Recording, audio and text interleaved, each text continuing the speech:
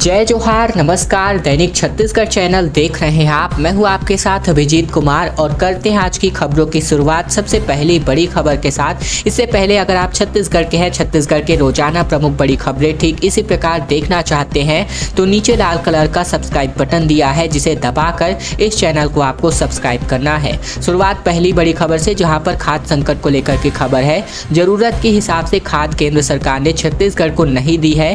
DAP, potash, NPK का सिर्फ 30% stock यहां पर छत्तीसगढ़ में उपलब्ध है। दरअसल छत्तीसगढ़ में खरीफ फसलों का सीजन शुरू हो चुका है और किसान खेतों में उतर गए हैं, लेकिन सोसाइटियों में खाद का संकट बरकरार है, क्योंकि जितनी खाद केंद्र सरकार से मांगी गई थी उसकी तुलना में बहुत कम भेजी गई है। हालात यह है कि प्रदेश में डीएपी की जरूरत के हिसाब से केवल 39%, इसके अलावा पोटास 35%, तो एनपीके केवल 30% ही उपलब्ध है। हमारी टीम के पड़ताल के मुताबिक बात करें तो छत्तीसगढ़ ने इस साल खरीफ के लिए केंद्र से 13,70,000 टन खाद की डिमांड की थी। इसकी तुलना में 2,05,000 टन खाद कम मिली है। इसके अलावा पिछले 3 दिन से राज्य के अफसर खाद कंपनियों से लगातार संपर्क कर यहां सप्लाई के प्रयास में लगे हुए हैं। जहां तक केंद्र से सप्लाई का सवाल है तो यह जो है केवल केंद्रीय उर्वरक मंत्रालय तय करता है। अप्रैल एवं मई में कुल 3,29,000 टन यूरिया की सप्लाई की जानी थी, लेकिन 2,20,000 टन जो है यूरिया प्राप्त हुआ है। यह कुल लक्ष्य का केवल 62% है। इसी प्रकार एनपीके की उपलब्धता 30%, डीएपी की 39%, जबकि पोटास की उपलब्धता 35% है। इसके अलावा बात करें वर्तमान स्थिति की तो लगभग प्रदेश के गौठानों में जो वर्मी कंपोस्ट निर्मित किया जा रहा है उसी से अब यहाँ पर खाद्य संकट को उबारने की तैयारी की जा रही है।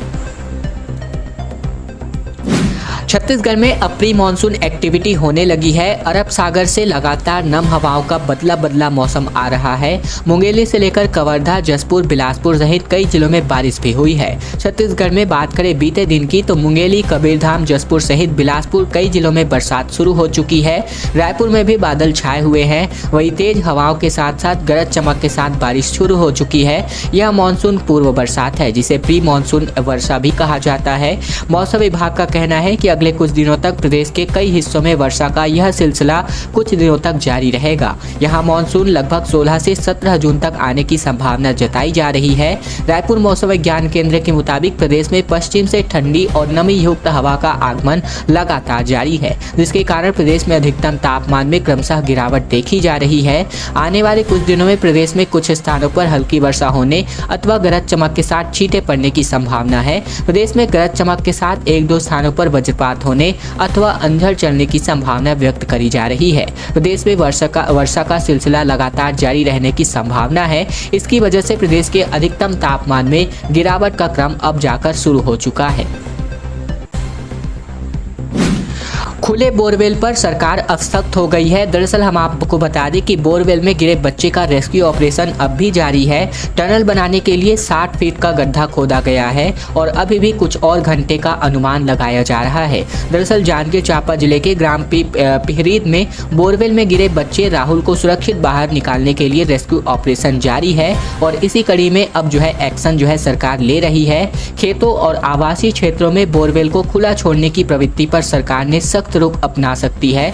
जांजगीर चांपा जिले में 10 वर्षीय बच्चे के खुले बोरवेल में गिर जाने के बाद सभी जिलों में ऐसे खुले बोरवेल बंद करने के निर्देश हुए हैं। अफसरों को इसकी नियमित समीक्षा करने के लिए भी कहा जा रहा है। मुख्यमंत्री ने कार्यालय ने सभी जिला कलेक्टरों और पुलिस अधीक्षकों को बोरवेल के संबंध में निर्देश जारी किया है। कहा गया है कि अफसर यह सुनिश्चित करे कि कोई भी बोरवेल खुला ना पड़े हो जिसमें दुर्घटनाएं हो सकती है। ऐसे बोरवेल को तुरंत बंद करे। इसकी काम जो है नियमित रूप से समीक्षा करने को भी कहा जा रहा है।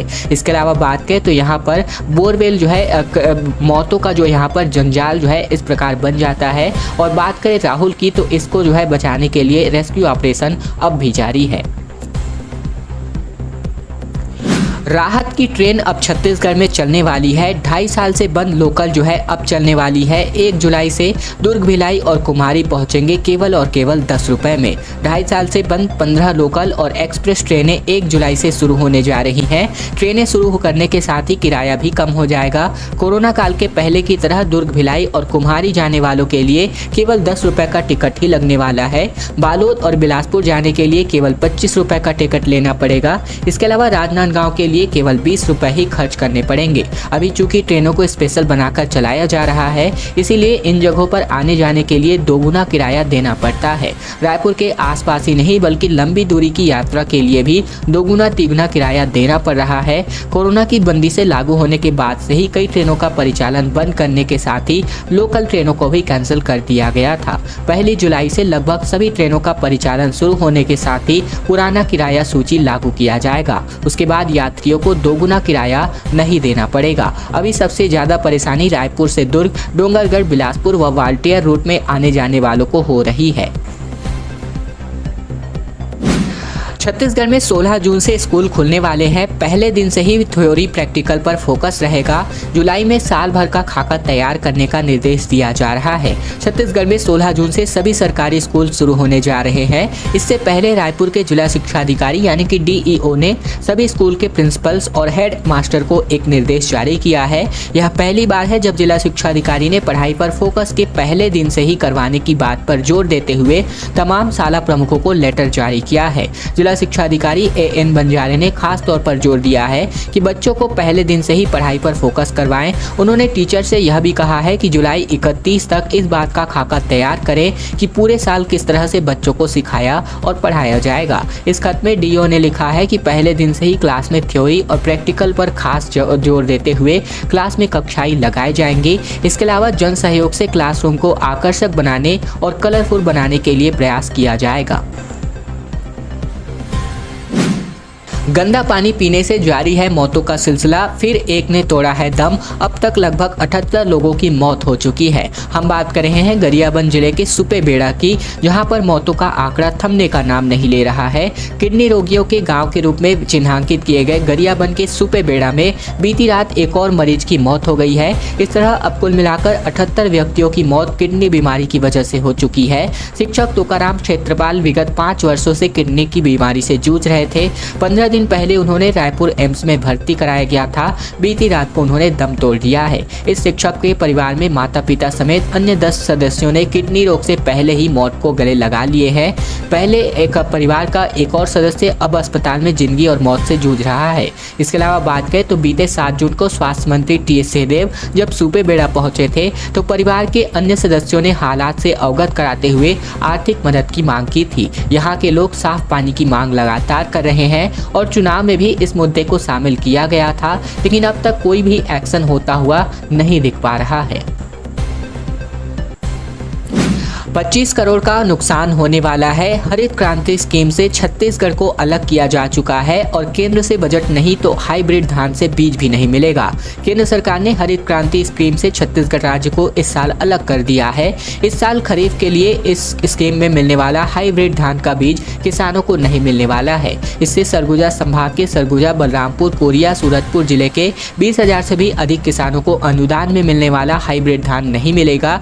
इससे तकरीबन 25,000 एकड़ में धान की खेती होगी या फिर किसानों को इसके लिए बाजार से धान की बीज को खरीदना पड़ेगा। हमारी टीम की पड़ताल में यह सामने आया है कि राज्य में हर साल किसानों को खरीफ के लिए मौसम में धान सहित दलहन बीज दिए जाते हैं, लेकिन इस साल केंद्र सरकार ने हरित क्रांति स्कीम से छत्तीसगढ़ को अलग कर दिया है। इस पर छत्तीसगढ़ व केंद्र सरकार के अफसरों के बीच कई बार बैठक भी हो चुकी है, लेकिन अब तक बीज के लिए केंद्र से रुपए नहीं मिले हैं। इससे हाइब्रिड बीज की खरीदी और सप्लाई नहीं हो सकी है। अधिकारियों के मुताबिक अकेले सरगुजा संभाग में ही लगभग 1500 क्विंटल धान बीज की मांग रहती है, जिसे तकरीबन 25,000 एकड़ में धान की खेती होती है, लेकिन ऐसा नहीं हो रहा है। वहीं अगर पूरे छत्तीसगढ़ की बात करें तो प्रदेश में तकरीबन 10,000 क्विंटल हाइब्रिड धान की बीज की सप्लाई अभी तक नहीं हुई है, जबकि 15 जून मानसून आने के पहले तक बीज पहुंच जाना चाहिए। वहीं समय पर बीज नहीं आने के कारण किसानों को परेशानियों का सामना करना पड़ेगा, तो महंगे दर पर बीज की खरीदी निजी दुकानों से करनी पड़ती है। भूमि अधिग्रहण को लेकर के मुख्यमंत्री की दो टूक सामने आ रही है। पत्थलगांव की चौपाल में बोले कि ग्राम सभा में प्रस्ताव नहीं किया तो स्टील प्लांट नहीं लगेगा। प्रदेश में गांव और जंगल की जमीन के अधिग्रहण को लेकर उठे विवाद के बीच मुख्यमंत्री ने दो टूक बातें कही हैं। पत्थलगांव विधानसभा में बटई केला गाँव की चौपाल में एक महिला जो है बुद्धमती बाई चौहान ने मुख्यमंत्री को बताया कि क्षेत्र में स्टील प्लांट लगना प्रस्तावित है, लेकिन उन्हें अपने क्षेत्र में स्टील प्लांट नहीं चाहिए। इस पर मुख्यमंत्री ने कहा कि अगर स्टील प्लांट को लेकर प्रस्ताव प्रस्ताव ग्राम सभा में पारित नहीं होगा तो प्लांट नहीं लगेगा। मुख्यमंत्री भूपेश बघेल ने अपने भेंट मुलाकात कार्यक्रम के लिए बीते दिन शनिवार पत्थलगांव विधानसभा के बटई केला गांव पहुंचे, जहां पर चौपाल में प्रेमनगर गांव के रहने वाले नारायण यादव ने राशन कार्ड की शिकायत की। उनकी शिकायत पर उनके पास राशन कार्ड नहीं है। वजह पूछने पर नारायण ने बताया कि सरपंच ने पुराने कार्ड को निरस्त करवा दिया है और नया कार्ड नहीं बनवाया जा रहा है। इस शिकायत पर मुख्यमंत्री ने तत्काल ही जसपुर कलेक्टर को कार्ड न बन पाने का कारण पता करने का निर्देश दिया और यहां पर एक्शन भी लिया।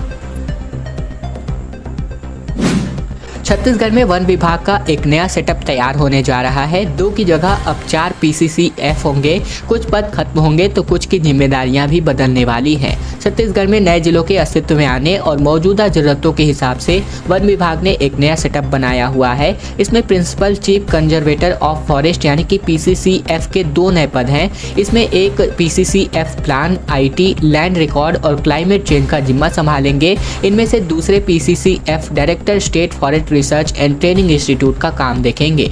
नए सेटअप में 2 नए पद CCF को भी जोड़े गए हैं और 2 नए अधिकारी जिनमें PCCF हेडक्वार्टर के वाइल्ड लाइफ और बायोडायवर्सिटी कंजर्वेशन का काम भी संभालेंगे। उनके पास गुरु घासीदास टाइगर रिजर्व में वाइल्ड लाइफ और फील्ड डायरेक्टर का जिम्मा होगा। और अब मलखंभ में छत्तीसगढ़ के खिलाड़ियों का जलवा सामने आ रहा है। खेलो इंडिया यूथ गेम्स में बालक वर्ग ने ब्रॉन्ज मेडल जीता है। नक्सल प्रभावित इलाके के बच्चे भी इसमें शामिल हैं। हरियाणा में आयोजित किए जा रहे खेलो इंडिया यूथ गेम्स में छत्तीसगढ़ के मलखंभ खिलाड़ियों ने अपना जौहर दिखाया है।